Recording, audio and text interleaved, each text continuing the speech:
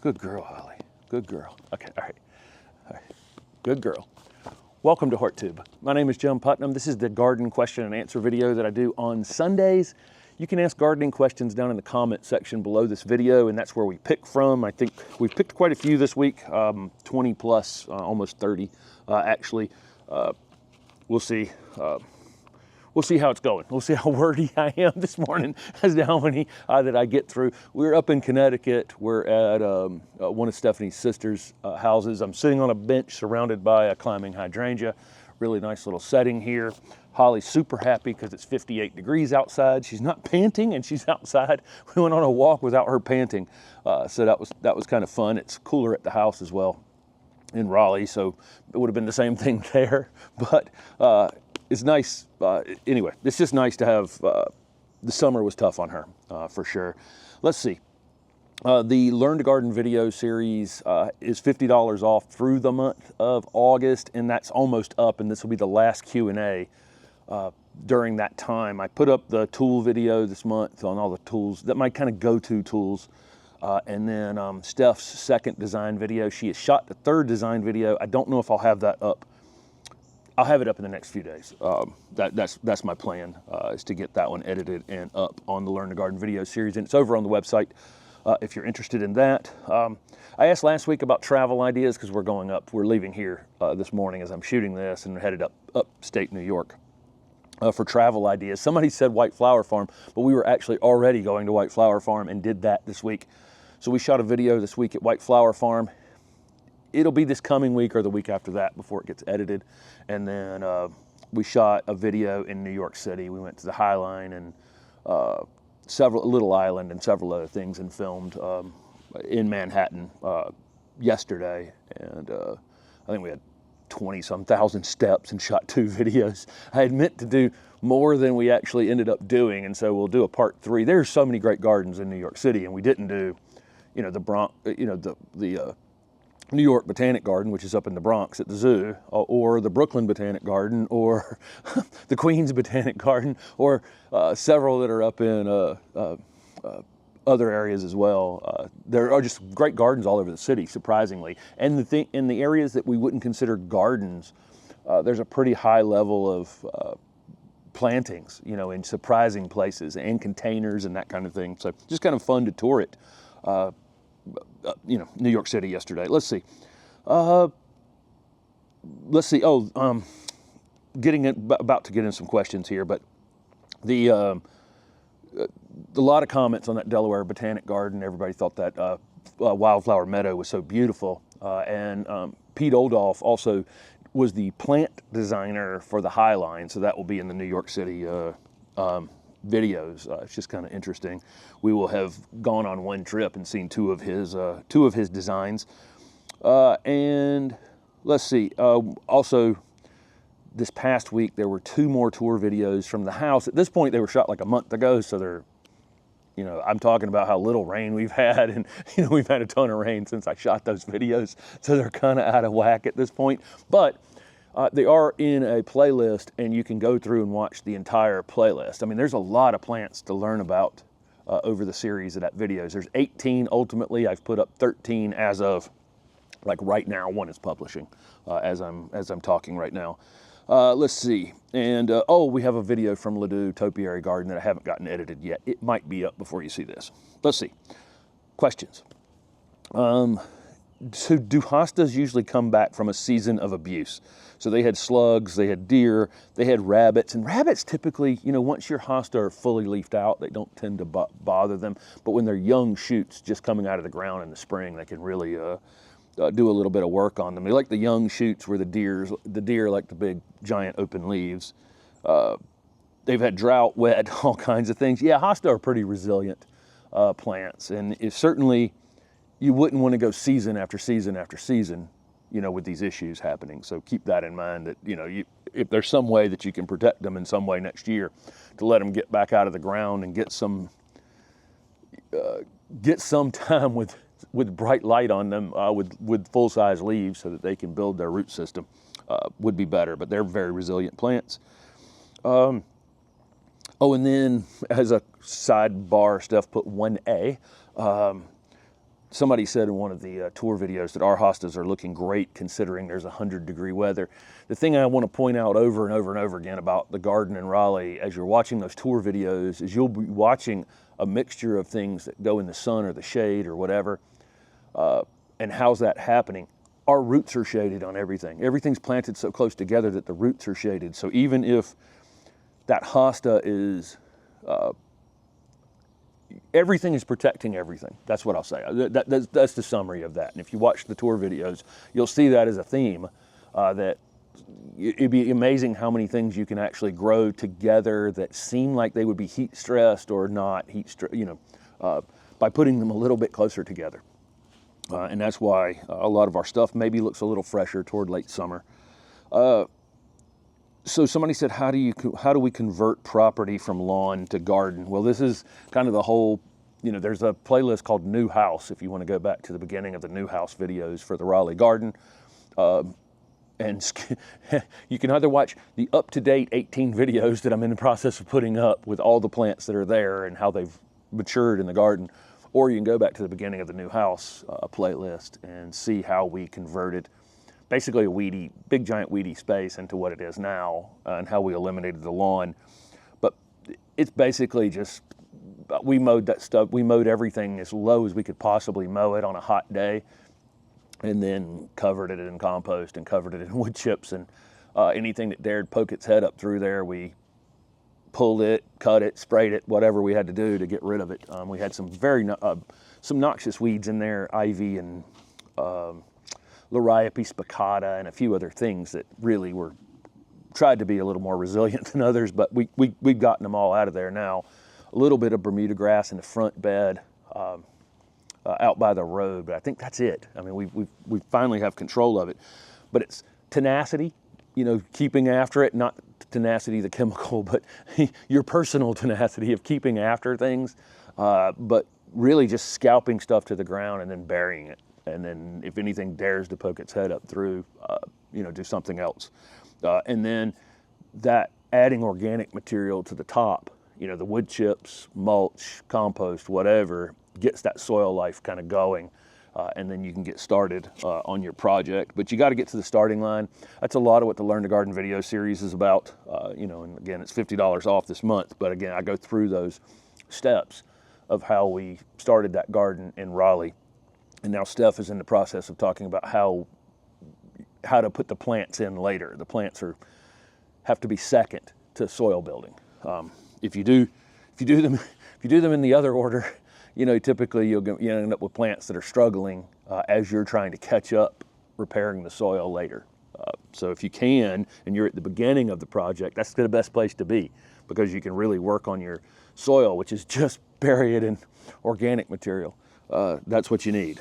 That's what everything in the soil feeds on, is organic material on top of it. That can be as inexpensive as free leaves and wood chips, or decorative hardwood mulch that you're paying, $35 a yard to have delivered to your driveway. So that's up to you, but get it covered. Let's see. So somebody asked if a Florida Sunshine Alyssum could be kept in a pot in Durham. And the reason I am answering this question, Durham is going to be, like North Durham is probably 7B. And I know it may have moved into 8A, but you'd be surprised if South Durham versus North Durham, the amount of snow you might get in northern Durham. Durham is right beside Raleigh, the Raleigh-Durham area, people call it. It's really a transition spot. There's a lot of snow that happens on the North Carolina, Virginia border. There's this heavy little snow band that happens up there, and it's north of Raleigh, like from Wake Forest up. But the difference between like northern Durham and southern Durham is fairly significant in winter, during the nights in the wintertime, probably several degrees difference on some nights.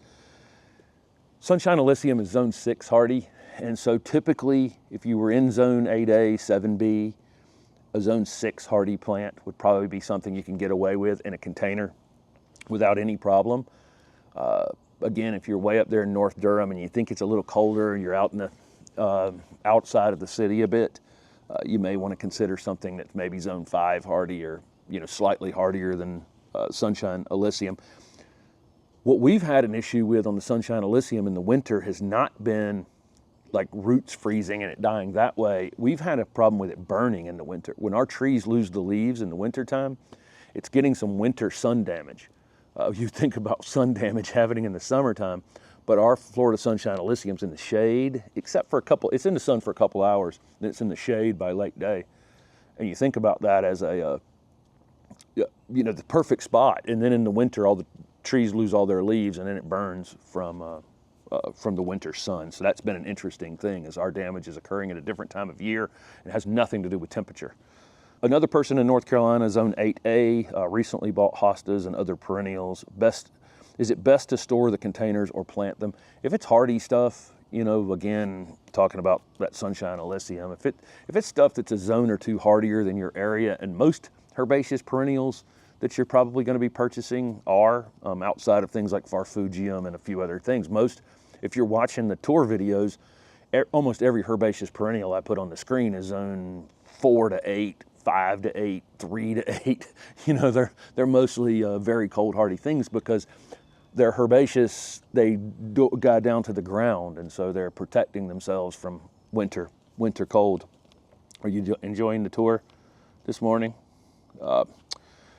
So I would get most of it in the ground. It's the stuff that's wet sensitive in the wintertime that I would worry about. So if you bought agapanthus, that'd be another marginal one. They don't like wet feet in the winter. Grasses, I'm probably going to store in the containers at this point. If they're grasses, I might plant carex. I probably would plant carex. It stays green during the wintertime, but actual grass plants that go dormant during the wintertime, I'm probably not going to plant that. So it's really based on what you bought. They said hostas and other perennials. The hostas I'm 100% going to put in the ground. Almost all of them are hardy in zone 3 or 4. So definitely those are going in the ground. So just analyze it from, how hardy are they? The stuff that's marginal or the stuff that says well-defined on the tag, well-drained soil, those are the things you would avoid putting in this time of year. How much time do we usually spend watering in July and August? This is a good question. We had to water a lot in May and June, more than we've had to water that garden in 4 years, because it quit raining mid-spring and it just didn't rain for 10 weeks or so leading up to that open garden. I probably would have watered less if I hadn't have had the open garden happen and I wanted it to look tip-top. So we watered quite a bit in May and June, which I'd rather not be doing. I put a lot of drought-tolerant things in the garden, but it would have been terrible if we hadn't have watered as much as we did. It wouldn't have looked like it did for the 800 people that showed up at the open garden. But come July, usually by about mid-July, our humidity really picks up. And then in August, we get a lot of thunderstorms. And that's been the exact pattern we've had this year, kind of a dry April, and then a slow, steady heating through late spring and summer. And by midsummer, we're in that full southeastern humidity where you just walk out the door and it takes your breath away kind of humidity. And you think the plants would struggle in that. They actually perform better in that because there's water in the air and they're capable of, opening their stomata and having, taking water in through the leaves. And so they're much better off in late summer. So if you're asking me about July and August, not much. And our garden hasn't been watered in 4 or 5 weeks at this point. I've had to do no watering whatsoever. We put some container things in the ground before we left for this trip, so we didn't have to worry about them.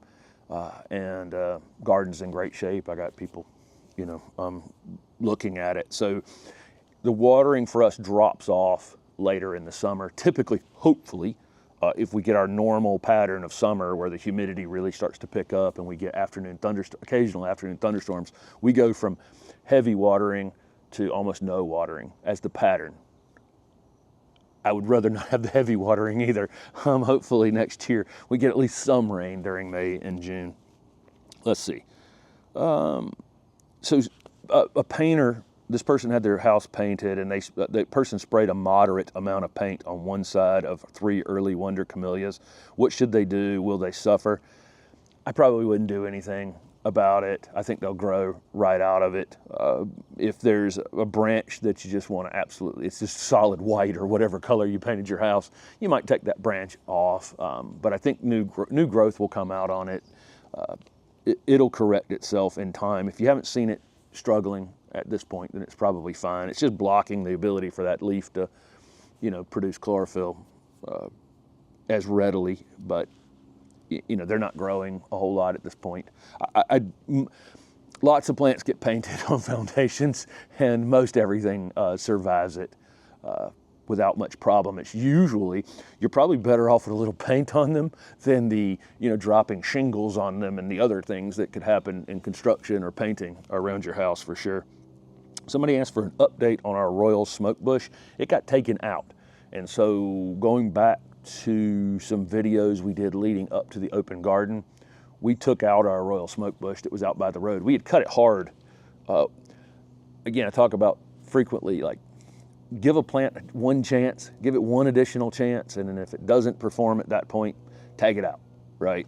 And that's what happened with that royal smoke bush. It was just in too much shade. The neighbor's maple, is shading it. My neighbor has one on the other side of their maple that's in more sun, and it's much fuller, looks great. We can enjoy theirs, walk past it with the dogs 2 or 3 times a day. We can enjoy theirs. Ours was just leaning out into the street over where my pickup parks, like 4 feet outside of the property, and it was stretching for light. And so we cut it back. We gave it a chance to come back and prove itself, and it didn't. So I pulled it out with the pickup truck in a video earlier this spring, and it's gone, and that space has been replanted. We put in a really cool honglong maple. If you haven't seen that, that honglong maple's awesome. Purple foliage maple and a few other things around it since then, including a radio flyer wagon that we found on the side of the road planted with some things in that space now. Okay, but I do a lot of times give things a chance, cut them back hard, give them a moment. If they regenerate, you do regenerative pruning on them. Sometimes they come back and look bigger, better, fuller. Sometimes they don't, and it's time for them to go. Somebody wants to relocate an unhappy rhododendron and a way too happy oak leaf hydrangea and wants to replace them with encore azaleas. I don't know what this sunshade situation is, but the rhododendron and the oak leaf hydrangea can be moved once they're kind of, if you're moving a rhododendron, they're probably budded up with flower buds. And so, you're likely going to lose some of that. Because I'd probably want to take a rhododendron, maybe give it a little bit of a haircut in the process of moving it, and that's going to take those flower buds off. So I don't think, it's not really a great time to move that rhododendron. Rhododendrons are super shallow rooted though, like azaleas. Pretty easy overall to dig out. Unless there's some in this garden that are 15 feet tall, so I don't know how tall yours have gotten, but up here in Connecticut, these rhododendrons are gigantic. But pretty shallow root systems. I would wait for it to be colder and pretty much dormant. Same thing on the oak leaf hydrangea, I'd let it go dormant. Both are carrying their flower buds through the winter, so they're gonna take some damage, having moved them. The only thing that concerns me here is that rhododendron and oak leaf hydrangea typically are considered shade plants. So if you're moving those and wanting to replace them with encore azaleas definitely need more sun than traditional azaleas. So make sure if you're coming back with encore azaleas that you're giving them, at least 4 to 6 hours of direct sun. The best looking encore azaleas in my neighborhood are getting fried at the top of a driveway on Brooks Avenue. I mean, these things bloom 3 times a year in full flower. Several different varieties. Autumn Twist. I made an Autumn Twist video at that house of Autumn Twist just in full flower, but they're just cooking at the top of a driveway in full sun. Obviously they watered them for a while to get them established, but that's the best place I've seen. Not that to that extreme, but they need a little more sun. So that's the only thing I saw in that question was like the rhododendron and the oak leaf hydrangea, you probably won't see them flower next year, but you can move them when they're dormant. If they were coming out of shady spaces, you'd probably not want to use encores. You'd want to use traditional azaleas or some other shade-loving evergreen plant if you're trying for an evergreen. Okay, somebody said they rooted a rose of Sharon. When should they plant it? Fall or spring? And then someone answered now. That is definitely the right answer. Rose of Sharon's hardy to zone 5. You can cut it away from the parent plant if you've rooted it like I rooted it, or however you rooted it. You can go ahead now If it's a teeny tiny little thing, that might be something I put into a container and grow out for a season. So I will say that. If it's a little teeny tiny thing, you can grow it out in like a 3-quart pot or something for next year and then put it in the ground if you're nervous about the actual size of it. But even a very small Rose of Sharon will probably survive the winter and in the ground. Japanese maple in a container, unhappy in morning sun, so they moved it to full shade. All the leaves are scorched off. Could they have watered it too much? Yeah, and the reason that I wrote this question down, this happens a lot. So if you take a plant that's kind of gone through a really bad situation, let's say you're taking a root-bound plant and, you know, from the clearance area at Lowe's or Home Depot or Garden Center or whatever, and they had underwatered it, and so it had wilted, it had dropped half its leaves, it was just not in good shape, and then you're like, I'm gonna save it, and you start watering it like crazy. That plant has already made the adjustment that it needed to live with less water, and now the water is going to damage it. And so that frequently happens. You get this scorched leaves on this Japanese maple, it drops the leaves, it doesn't really need any water anymore, and then you're watering it to try, because I gotta save it, and then we love it to death. And so that absolutely can happen, that we can overdo. Once a plant has corrected itself in some way, dropped half its leaves, thinned out in some way, it no longer needs the amount of water that it needed before. It basically self-corrected. And then it's really easy to overdo when that happens. So just throwing that out there. Somebody has an Avondale Chinese redbud as a single trunk, okay. They'd seen one at Juniper Level Botanic Garden and wanted one.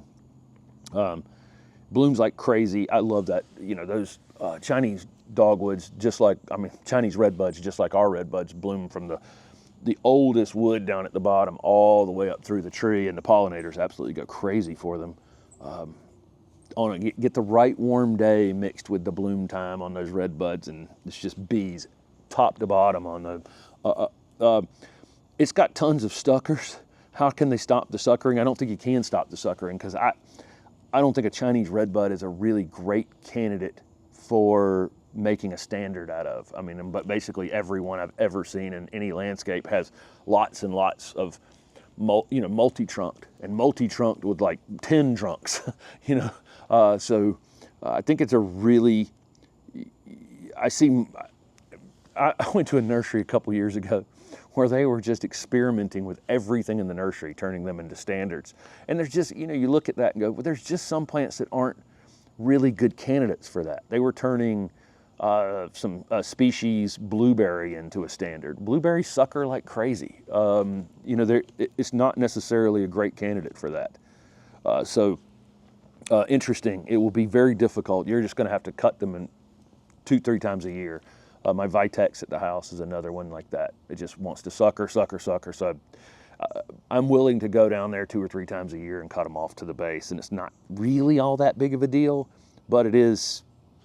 I just know I have that ongoing maintenance. We're just going to have that. Holly, you're doing such a good job being patient. So somebody has black mushrooms growing along a shady border. Is it a problem? Maybe. So this is the thing with mushrooms like this. You could have, when you see mushrooms growing out in your lawn, near a tree, it could be that it was an old tree there and there's still roots in the ground from that. I don't know how new your house is. Sometimes they'll move soil about and they'll bury organic matter, in the soil, and then, that stuff's got to break down and then you'll get mushrooms in it. So it could be an old tree with, roots that are, rotting under there. It could be that it's a no big deal thing and it's just a single root off a tree that's in that shady border that died, and it's not really going to affect the overall health of the tree. But I will say sometimes, and I'll throw this out here, it could really mean that there's a tree in trouble in that space. And if you're seeing lots of mushrooms around the base of a tree, or it just shows up out of nowhere, a lot of times that will tell you that tree is in bad health. There's a red maple Next house up here I've walked past several times in the last few days as we've been here in Connecticut, that has mushrooms growing down the side of it and then on the roots as well. And I know that tree's likely on the way out. So when you ask me if it's a problem, I don't know. Again, it can be old material that's there, a single root that's died on something that just is not really that big of a deal, or it could be the sign that something in that border is in the process of dying. And its roots are dying, and that's where those mushrooms are growing, on those dying roots. I did hear a story one time of somebody not paying attention to this, and then a tree fell in their house. They had all these interesting mushrooms around an oak tree, and then the next thing you know, the oak came down. So it can be a sign of a problem. So somebody's wanted Steph's Ratatouille recipe. It's on a website. She said the kitchen website. I'll link it down below. It says Easy French Ratatouille. That's the recipe she's been using all summer. So that's that. I'll leave that down below the video. I got a question about deer proof versus deer resistant. These words are thrown all over the place. I don't think anything's actually 100% deer proof, because deer can do damage in several different ways. Even if they didn't want to eat something because it was poisonous, they can rub it. They can cause damage in different ways, and a lot of times they'll eat something that's less palatable to them to be able to stay in a safe place. I've seen rabbits do this too. Rabbits eating things that I've never seen them eat, but it's because they're hiding under a couple shrubs, and it's giving them some cover, and they're willing to eat something for safety. So, I think the Rutgers site is a good resource for deer-resistant plants, and I'm going to just always call them deer-resistant rather than deer-proof, because I just don't think that thing exists. But the Rutgers deer-resistant list is pretty good, because they group all the things we call deer-resistant into different groups that are never browsed, rarely browsed, sometimes browsed, and often browsed. So, they separate these things, because we'll say deer-resistant with lots of plants. You hear it constantly, but really only a few are truly, just off of the list entirely. And so it's really your tolerance level probably, for that. But that Rutgers list is just a great list. I always recommend it when I'm in consultations with folks who have deer-related issues. Let's see. Somebody rebuilt soil in limestone-based soil in Central Texas. So they added 8 inches of material, topsoil, loam compost, pine mulch, decomposed granite, and sand. Now it's workable. Will they continue to have issues keeping soil healthy considering the beginnings? Also, they're using shredded hardwood mulch as mulch on top of it. So they've added 8 inches of soil above their limestone base, and then they have hardwood mulch on top of that. Will they continue to have problems? I have no idea. It'll be interesting. I would definitely get a soil test, and I said that in the weekly garden planner. I just put up September weekly garden planner went up this week, if you are subscribed to that. And if you're a member on the weekly garden planner, you'll see that October, November, and December are on the home screen, but you can't get to them. It's because I haven't put the videos up, but I've put up the photos there, but all the rest of them, March, April, May, June, July, August, September are up now. So 7 out of the 12 months are up. October is shot, and I hope to get that up in the next, over this next week. November and December we have ready to shoot. And so I went ahead and put those photos up. So if you're seeing that and you're confused by it, that's the reason. They're just not up yet. But that's the kind of thing, that's one of the things I said on there was September I think is a great month on a drier period of time to take a soil test. And I'm not saying take a soil test so that then you can go out and manipulate your soil to make perfect soil, because it's really, really difficult to do. It's more about getting a baseline. So for this situation, what you did here, I would want to get a baseline for where the pH currently is in this newly amended 8 inches of soil, and then come back and, next year and the year after and get additional soil tests to see if your pH is rising again in this material, if that lime base is having any kind of impact on it. So I don't think that's the only way you'll know, but I would get a baseline soil test. So you can get one of the mail-off ones from Amazon, or alternatively go to your state probably offers it, or land grant university somewhere in the state offers it. Let's see, have I ever made a Hydrangea Macril standard? They found one on a clearance rack, and how to care for it. Hydrangea Macril is another great example of a plant that I'm probably, they're in zone 6. Zone 6, a Hydrangea Macril has the potential to be killed to the ground. I mean, I'm sure that lots of people have seen their Hydrangea Macs basically killed to the ground and regenerating from the bottom, especially in zone 5, more often in zone 5. But again, I don't think it's another great candidate for making a standard out of, a single trunked tree out of. They're just better options. Hydrangea paniculata is a much better, it's a tree hydrangea. That's the common name for Hydrangea paniculata. Some people call them panicle hydrangeas, but tree hydrangea is what we used to call them. And I think it's probably a better plant for that. So I would expect that over time, if you take any winter damage on this thing, you're gonna see suckering down at the base of it. Might just go with it and take my Hydrangea Mac shrub and go with it. The other problem is, in order to maintain a standard, you have to prevent, wouldn't want, a lot of times these Hydrangea Macril can grow 1.5 feet or so before they flower in the spring, and then they'll put on additional growth after that. So that means that this thing's gonna get quite big every season, which means you're probably gonna have to do some pruning on it to keep it from being too heavy. And that pruning on it's probably gonna prevent some blooming. So it's, because they bloom on old wood. So it's like you just set up for, it's just not a great candidate to be tree formed in my opinion. But probably very interesting on a shelf in a store. Let's see. So somebody has their cone flowers or, kind of spent at this point during the season. Should they prune now or wait until spring? Ideally on our native perennials, we would wait until spring, even after they've started to emerge from the ground, because we have a lot of our pollinators will actually overwinter in our native perennials. So that's kind of ideal. I wouldn't prune now regardless. So whether you're concerned about what I just said or not, I would wait for them to kind of fully just die back on their own, and then you can clean them up if you're really wanting to clean them up for the winter. But ideally, again, you would leave them longer. You would leave them till spring, and even to the point in spring where they're re-emerging from the ground. So this person's variegated carex is way too large. How to management? I had said it doesn't like shearing. They can just come out slower than other things when you shear them back. Can they divide it? Yeah, you can definitely divide your variegated carex.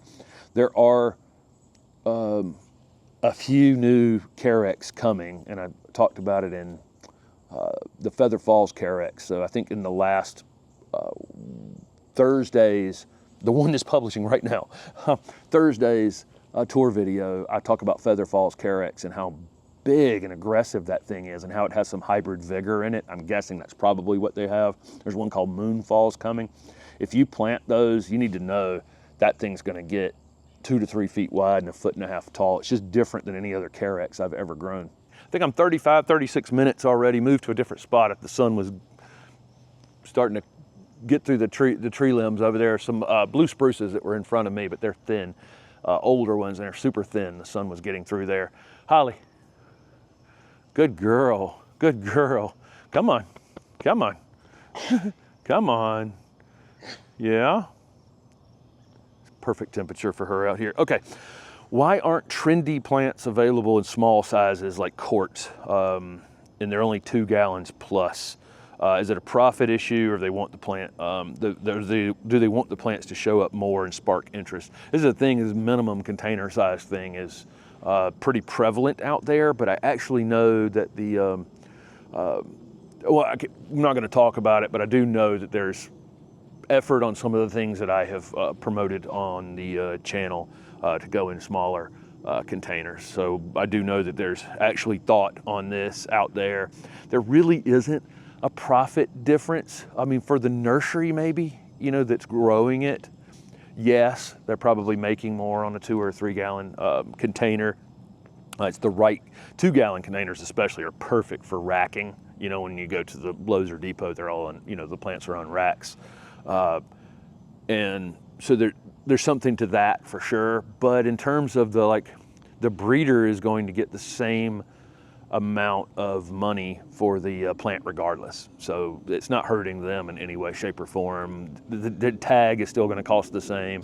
The program fee, if there's a program fee for advertising that plant, think about, they're paying advertisers, maybe YouTubers, whoever, to promote the plants. That has to be worked into the price of that plant. So there's a marketing fee and a program fee and tags that they have to buy and a container they have to buy. And then of course the breeder is going to, want to recoup their hard work from, working on the plant for a long time. So there is a lot of cost in these, branded things, but it is a good protection for the people who have spent literally their lives, 20, 30 years, 40 years to come up with these interesting new plants that we're seeing out on the market. So there's not really it's not a huge difference for the breeder or anybody else to have them in smaller containers. It's more about the nursery itself, where they want to be growing the plant, how long they want to hold on to it. And, I'm sure there's a sweet spot for every plant in terms of how long they hold it versus how much they can profit from it before the work overcomes the profit in some way. But I do think we'll see court programs coming. Let's see. So somebody has said, do we have long-term plans for the garden? As things grow too large, we're going to replace them or let them mature, especially woody shrubs and trees. I would say that we actually have a few plants in the garden that are holding space for something else that we're looking for. We're hopefully working something out where we're going to have the capacity to grow some native perennials in the side lot. Working on that now. So there's going to be some other things. Plus we have the garden in Wallace that we're going to be working on, and we've got some things to plant in there already at the house in the ground. I hope they're doing okay.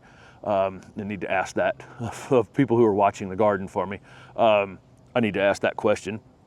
But yeah, we'll continue to evolve it, and we get kind of excited. We still get excited about what annuals we're going to use for next year, what perennials we're going to use for next year. Talking to a couple companies right now about some things to add to the garden for next year that are new annual lines that are coming, that kind of thing. So kind of fun there. Now I'm back in the sun again.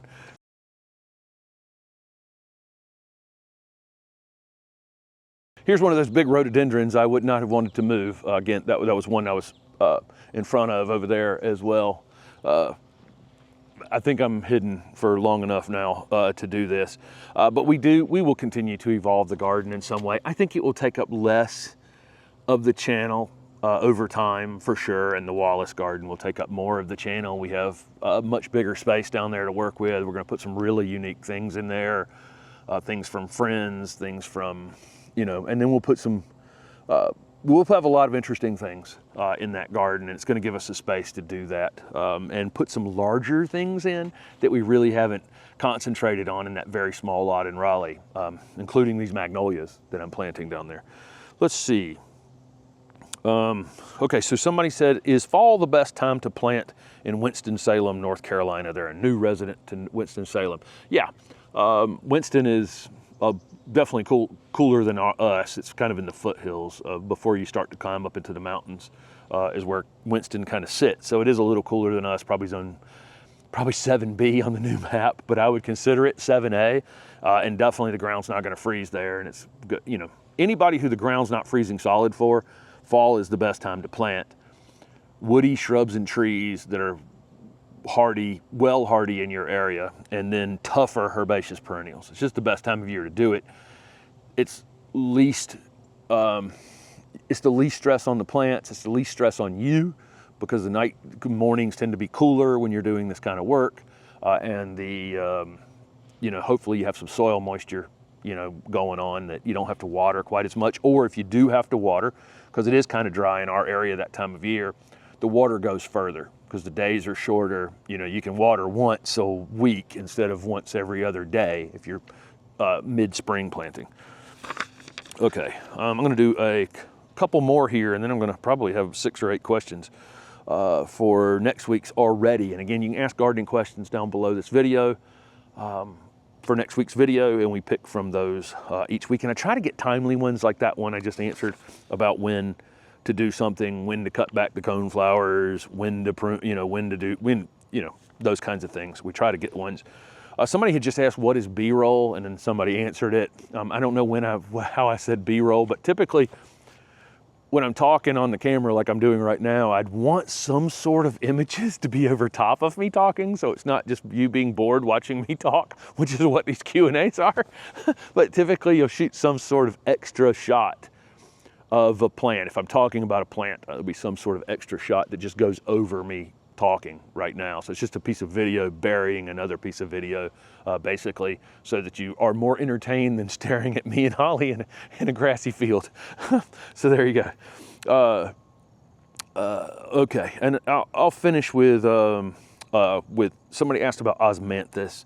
So osmanthus, I think maybe the Monday video had the osmanthus fragrans in it from the garden, and the orange flowering osmanthus that we have as well. And we probably have another osmanthus somewhere in the garden. I love osmanthus. A lot of different species other than fragrans that are great and more cold hardy, just great fragrant shrubs. They ask if it needs a male and female plant to flower. No, and just thinking, the reason that I wanted to answer this question, you don't need a male and female plant on anything to have it flower. What you need is to have a male and female plant to actually produce fruits or berries. So that osmanthus fragrans is still going to flower. It's just not, you know, going to be able to cross unless it's self-fertile. So some plants, you know, open the flowers and they're self-fertile. What bee can come to this flower and then go over to a flower on the same plant. And then some plants are not self-fertile. So something like Ilex verticulata or native winterberry hollies, they need a male and female to cross nearby. But they'd still flower. Okay, so it's not about the flowering part. It's about whether or not it's actually going to set the fruit or not. So, you know, you could have an apple tree come to full flower in the spring, and if the flowers don't get pollinated, you don't get apples, right? So that's kind of how that works. So you don't need male or female plants to flower. You need the plants that need this, you need male and female plants to actually set the fruit or the drupe or the whatever, you know, kind of berry, nut, whatever it is that it's going to produce later on. So there you go. So I'll leave a few more of these for upcoming videos. And again, the Learn to Garden video series, another week or so, or another 5 days or so as you're watching this, is $50 off, and the code is August over on the website. Thank you guys for considering it, and thanks for watching. See you next week.